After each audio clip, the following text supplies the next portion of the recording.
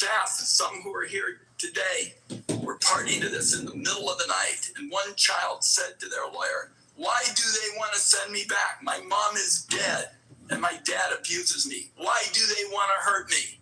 This was an actual conversation. These actions were illegal. Documents show that many of these children were in the country to escape trafficking in their homeland. Mr. Kennedy calls himself a protector of children. Some kind of rich claiming from somebody who's flown on Jeffrey Epstein's private jet on multiple occasions. I don't think Robert Kennedy should be within a million miles of this job. Republicans on the committee had a chance to prevent the public health train wreck that Mr. Kennedy has engineered.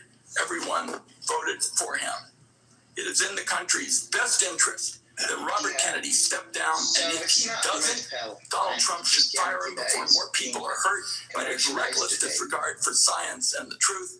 I also like to note Senator Cantwell has joined us in this effort. I hope, at the very least, Robert Kennedy has the decency to tell the truth this morning. Mr. Chairman, I have a procedural request I'd like to make at this time. It's a short one. Proceed.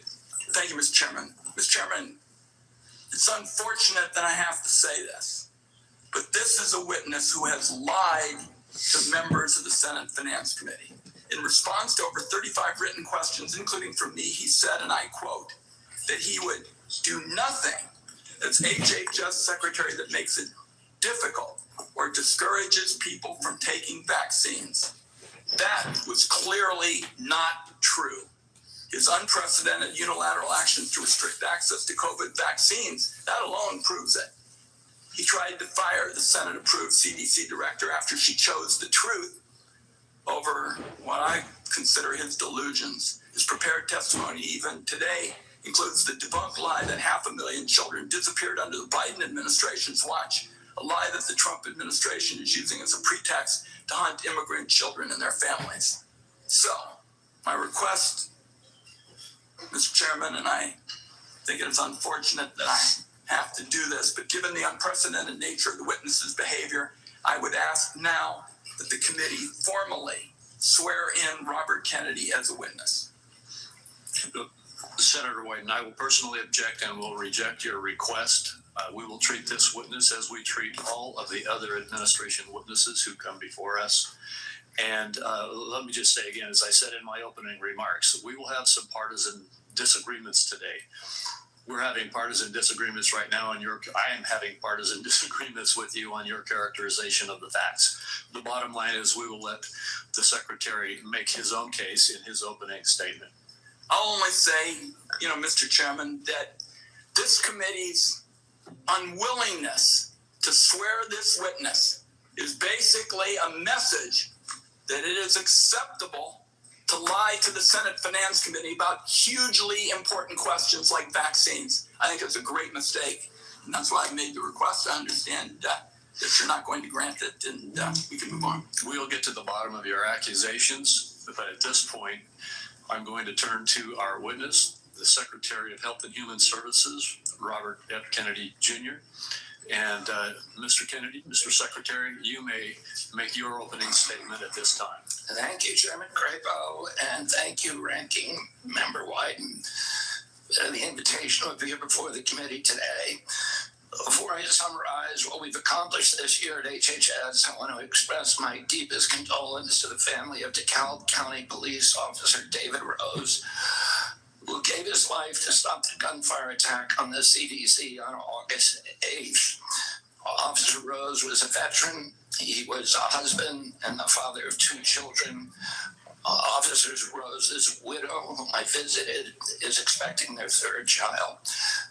I'd like Officer Rose's family to know that he remains in our prayers and that he will continue to be in our thoughts.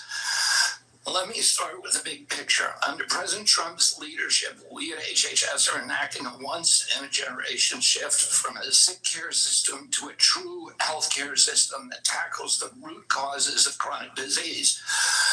Chronic disease has reached crisis proportions in our country, and finally, we have an administration that is taking action. The Maha report assessment, which the White House released in May, was the first government analysis of the key drivers of childhood chronic disease: ultra-processed foods, chemical exposures, physical inactivity, and over-medicalization. This month, we will follow with the MAHA report strategy, the Trump administration's solution for addressing each cause. At HHS, we haven't just been writing reports. We have been the busiest, most proactive administration in HHS history. In just half a year, we've taken on food dyes, baby formula contamination, the grass loophole, fluoride in our drinking water, gas station heroin, electronic cigarettes, drug prices, prior authorization, information blocking. It takes over 3 months to get prior authorization. Senator Kennedy, do you know The something? committee will come to order.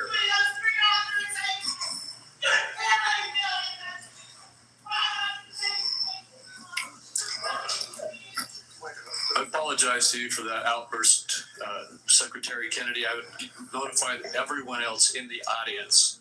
Comments from the audience are inappropriate. If there are any further disruptions, the committee will recess until the police can restore order. Mr. Secretary, please proceed. As I was saying, prior authorization, information blocking, and healthcare interoperability. We are ending gain-of-function research, child mutilation, and reducing animal testing.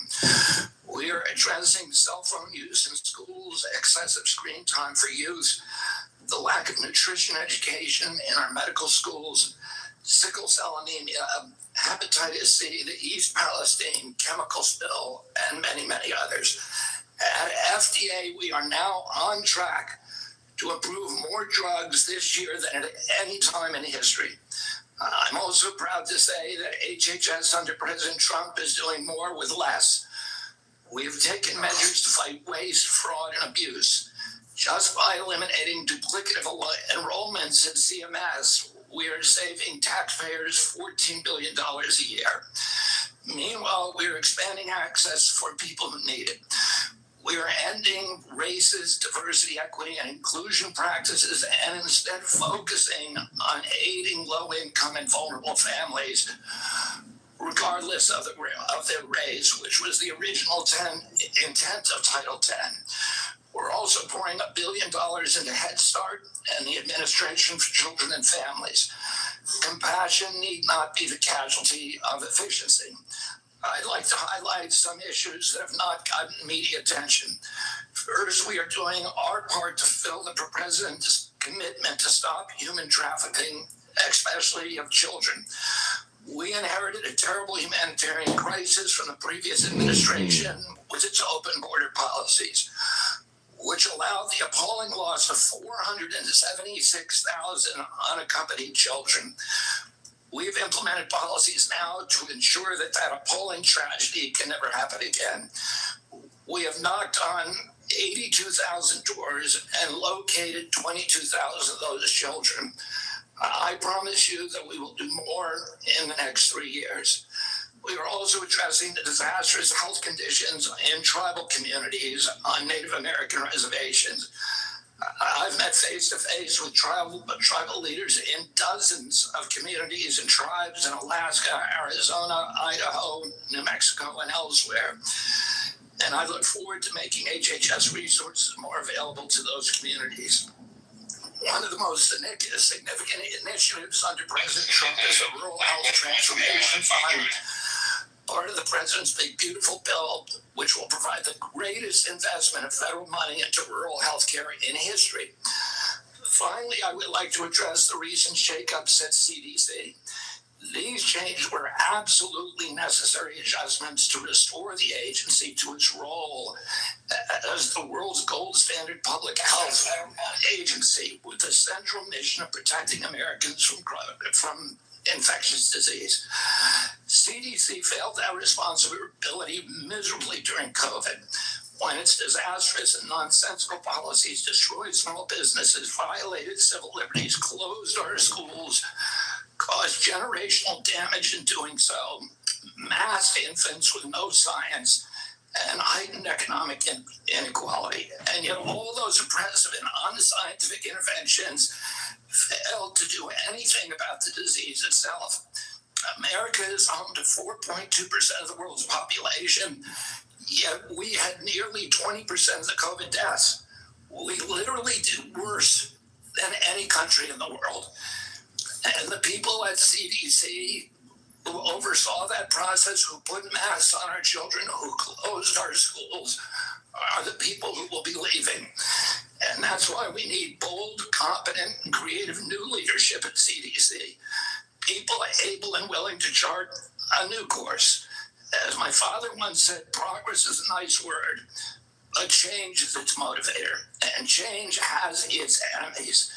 That's why we need new blood at CDC. That's also why it's imperative that we remove officials with conflicts of interest and catastrophically bad judgment and political agendas. We need unbiased, politics-free, transparent, evidence-based science in the public interest. Those are the guiding principles behind the changes at the CDC, and that is what you can expect all across our agency for the next 3 years.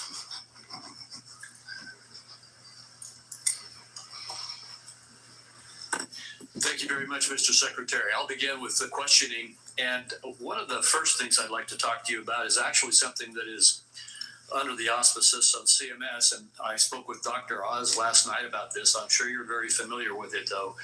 And that is that in the One Big Beautiful Bill, there's a lot of attacks right now going on publicly about hospitals are in trouble.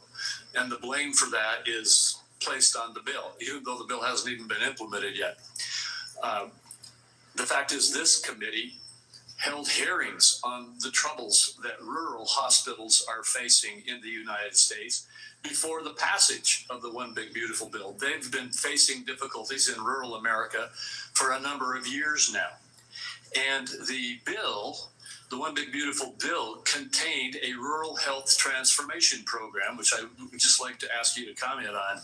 This is a program which allocated $50 billion over the next 5 years to our rural community hospitals in the United States to help them deal with some of the financial crises that they are facing and transition to more stability.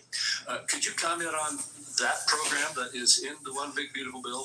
Yeah, Senator, one of President Trump's campaign promises, and one of the principal preoccupations, not only of Republican senators when I did my confirmation hearing, but also almost equally among Democratic senators, with the crisis in rural health. We've had 120 rural hospitals close over the past 10 years. These institutions are not just delivering health access to rural Americans, but they are economic centers, they are cultural centers for those communities. They are often the largest employer. They are the highest paying jobs, and they are the centerpiece for those communities. So when they die, the communities collapse. And President Trump promised to do something about that, and he has delivered on that promise. Right now, we spend about 6% of Medicaid funding is sent to rural hospitals, a very, very tiny slice, and that's one of the reasons they're in trouble. President Trump has now allocated through the One Big Beautiful Bill $50 billion, so $10 billion a year over the next 5 years. What we give to rural hospitals, that 6% represents $19 billion a year. So we're increasing that by $10 billion. So we're infusing more than 50% increase in the amount of money that is going to rural communities over the next 5 years. There's never been anything like that in history. It is the biggest investment, and it should stem this hemorrhage. Well, thank you. And I appreciate your giving clarity to that, because it is frustrating to see these continuous allegations that the difficulties that our rural hospitals are facing all were created in the last few months when we passed a bill, when we've been holding hearings in this committee about these problems. And in the bill that we passed, we gave a $50 billion boost to, as you indicated, increase by 50% the federal support for our community rural hospitals in the United States. And I think that the hospital owners understand that. They recognize this support. In fact, they are coming they're coming together very carefully with Dr. Oz to work on the rollout of this program so that we can see this boost and this support that is coming. Just another one of the disagreements we have about what really was in the One Big Beautiful Bill. So I appreciate you commenting on that. In the last minute and 10 seconds that I have with you, could you just quickly talk once again about the broad issue of making America healthy again in terms of our aim to change the healthcare system's focus from a reactive symptom management model to one that focuses on lifestyle choices and the root causes of chronic disease? Yeah, Senator, this morning I got the latest numbers from CDC that 76.4% of Americans now have a chronic disease. This is stunning. When my uncle was president, it was 11%. 1950 it was 3%. Today it's 76.4%. 8 out of 10 of our kids cannot qualify for military service. This is a national security issue. When my uncle was president, we spent $0 on chronic disease. Today, we spend $1.3 trillion. It's the biggest cause. It's increasing. And all of the arguments that Republicans and Democrats have about single payer, Obamacare, or the various ways to allocate the health dollars, they're all like rearranging deck chairs on the Titanic. If we don't end this chronic disease, we are the sickest country in the world. That's why we have to fire people at CDC. They did not do their job. This was their job to keep us healthy. Thank you. And I need to fire some of those people to make sure this doesn't happen again. Thank you, Mr. Secretary. I have to cut myself off to make sure I keep to this time frame too. Senator White. Thank you very much, Mr. Chairman. I've made it clear. I think that Secretary Kennedy is dead set on making it harder for children to get vaccines and that kids are going to die because of it. And Mr. Chairman, I'd like to put in the record today an op-ed written by Susan Monarez, who was fired by Mr. Kennedy. Without objection. So what we know, and Dr. Monarez, was approved by Republicans. She wrote an op-ed today in the Wall Street Journal, which I've just put in the record, and I quote her. She said, "I was told to pre-approve the recommendations of a vaccine advisory panel newly filled with people who have publicly expressed anti-vaccine rhetoric." So, this is not some liberal philosopher or something. This is the CDC director who tells the Wall Street Journal, which is not exactly interested in progressive, theories and the like, that she was told to pre-approve the recommendations of a vaccine advisory panel filled with people who've publicly expressed anti-vaccine rhetoric. So my first question, Mr. Secretary, is, did you in fact do what Director Monarez said you did, which is tell her to just go along with vaccine recommendations, even if she didn't think such recommendations aligned with scientific evidence? No, I did not. That's a yes or no. So you have an opportunity to call her a liar if you say that you didn't do it, but I'd like to see you respond to this. No, I did not say that to her. And I never had a private meeting with her. So there are witnesses to every meeting that we have, and all of those witnesses will say, I never said that. So she's lying today to the American people in the Wall Street Journal? Yes, sir. Okay. Let's talk now about what's coming up, because I made it clear what I thought about the 203, days with my colleague, Senator Also Brooks. In 2 weeks, CDC's Advisory Committee on Immunization Practices will meet to make decisions about critical vaccines that protect us against hepatitis B, measles, and more. The committee's got a profound impact on vaccine access, but these aren't ordinary meetings. You've stacked the deck to ensure the panel bends to your views. In June, you fired all 17 committee members who were respected scientists and doctors. You replaced them with non-experts, vaccine skeptics, and conspiracy theorists.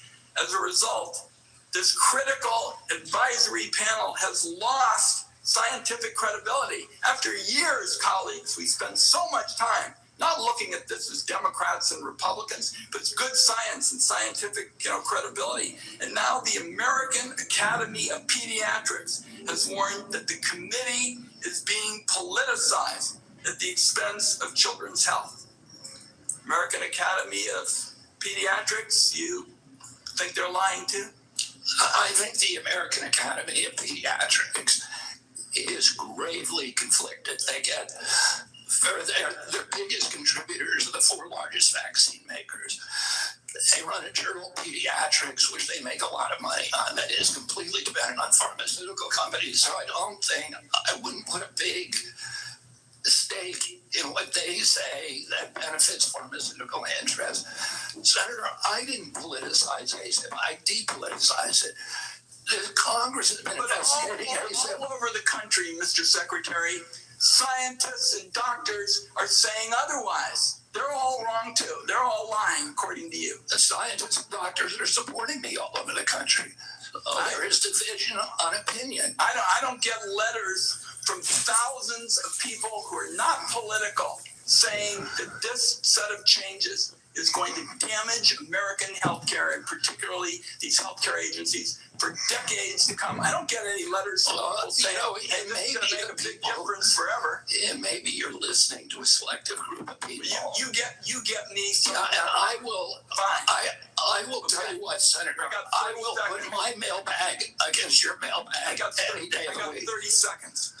Dangerous respiratory viruses like RSV are on the agenda for the next advisory meeting. Countless parents have been awakened in the dead of night by a wheezing kid gasping for air, forced to rush their little one to the ER. There's no worse heart-wrenching fear. The RSV vaccine offers these kids protection against the worst effects of the virus. But now it looks like you're on a crusade to make infants and babies more vulnerable to the terrible illness. That's what we're doing with the COVID changes. And please make your answer brief, Mr. Secretary. I've said that position is indefensible. I think it's possible. Congress has been investigating that committee for 23 years because it is pervaded with conflicts of interest. What we did is we got rid of the conflicts of interest. We depoliticized it and put great scientists on it from a very diverse group. Let me close very pro-vaccine. Let me close with this, because like Senator Crapo, I'm a few seconds over. I don't think, Mr. Secretary, this is about you and me. This is about kids being pushed in harm's way by reckless and repeated decisions to get scientists and doctors out of the way and allow conspiracy theories to dictate this country's health policy. I don't see any evidence that you have any regrets about anything you've done or plans to change it. And my last comment is, I hope that you will tell the American people how many preventable child deaths are an acceptable sacrifice for enacting an agenda that I think is fundamentally cruel and defies common sense. Thank you, Mr. Chairman. Do I got a reply? Or, Senator, you've sat in that chair for how long? 20, 25 years, while the chronic disease in our children went up to 76%. And you said nothing. You never asked the question why it's happening. Why is this happening? Today, for the first time in 20 years, we learned that infant mortality has increased in our country. It's not because I came in here. It's because of what happened during the Biden administration that we're going to end. I'm going to let Senator Wyden respond briefly to that, and then we're not going to go over like we just did.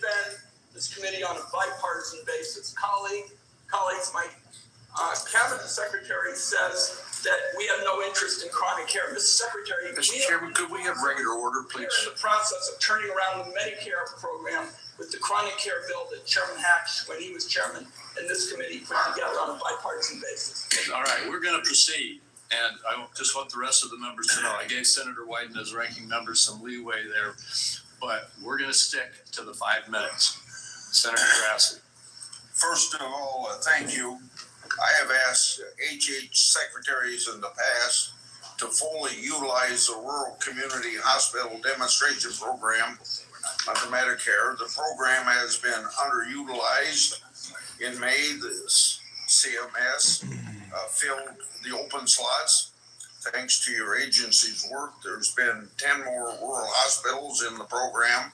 It's important that the federal government uses every tool possible to help rural hospitals, and thank you for making that possible.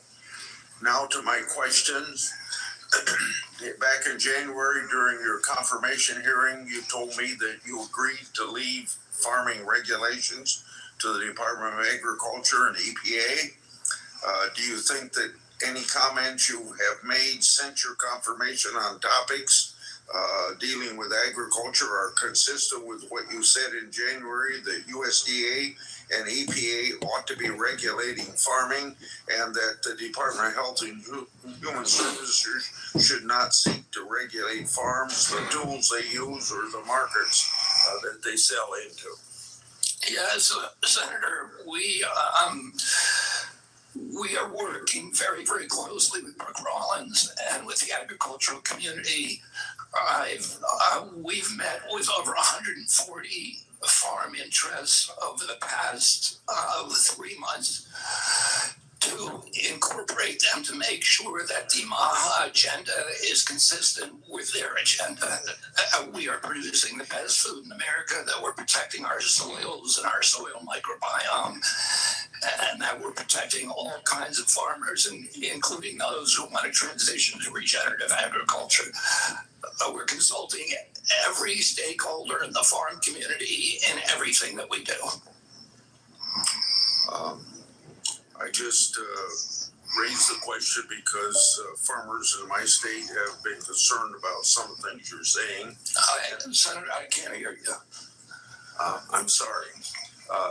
Some of the farmers in my state have been raising questions about some of the things that they think you said, whether it was out of context or not. I just thought I'd raise this question so that you would keep by what you told us back in January at your confirmation hearing. Now, Senator Durbin and I have a bipartisan bill that requires price disclosures on TV ads. Price transparency is important in drug advertisement. I know that President Trump, Vice President Vance, and you are all supportive of this effort. When can I expect action from this administration on requiring drug companies to publish the price of drugs in their TV ads? And just in case you would tell me that you don't think you have that authority, can you help Senator Durbin and I on our bill so that we can ensure that you have legal authority to require price disclosure? Senator, I think it would be good for us to talk about this offline. We are working on this in our agency, and I'm happy to give you the details of what we're doing. Okay.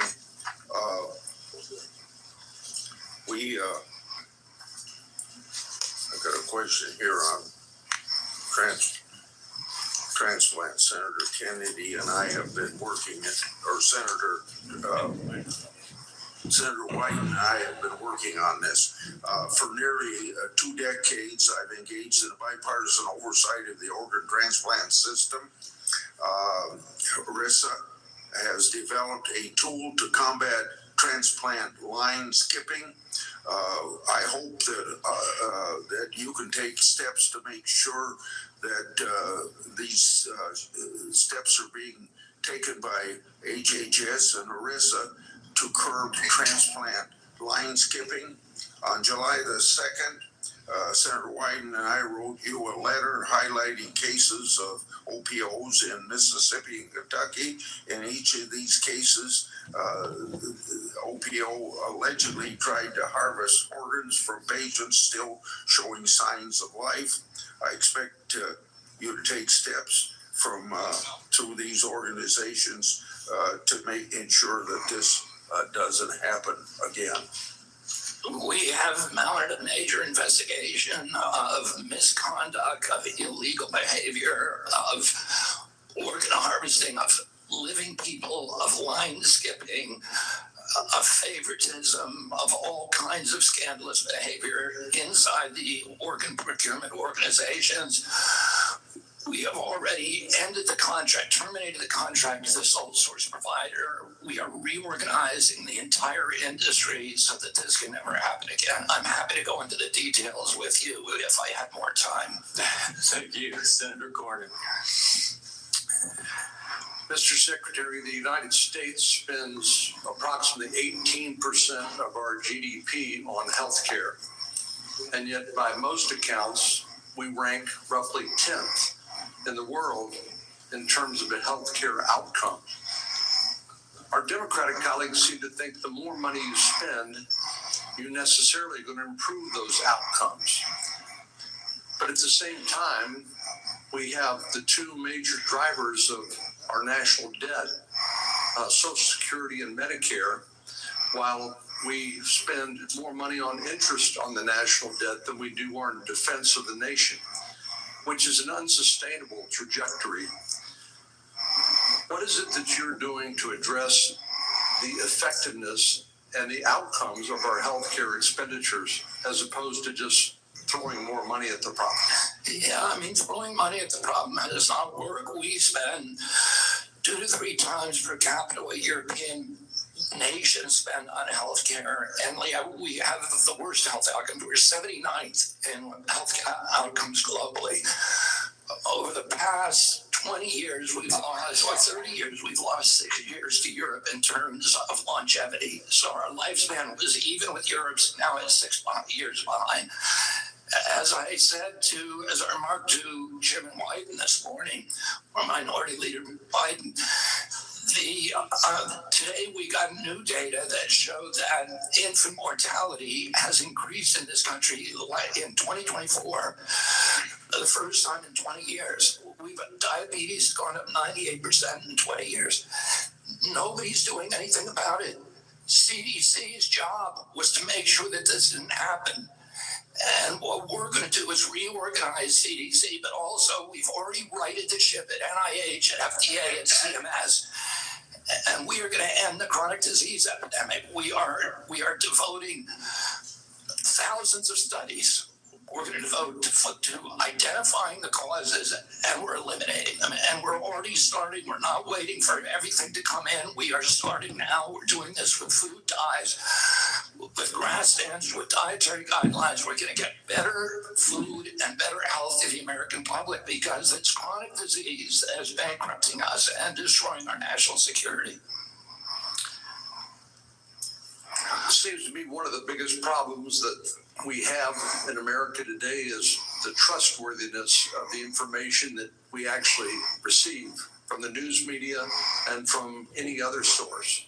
And obviously the easiest thing for our Democratic colleagues to do is to scare people because that is a powerful emotion, no matter what the facts may be. Do you believe COVID-19 was politicized? Yeah, the whole process was politicized. Senator, I mean, we were lied to about everything. We were lied to about natural immunity. We were lied to about, we were told again and again the vaccines would prevent transmission, they prevent infection. It wasn't true. They knew it from the start. It wasn't true because that's what the animal studies and the clinical trials showed. We were told that there was science behind cloth masks. The CDC allowed the teachers union to write the order closing our schools, which hurt working people.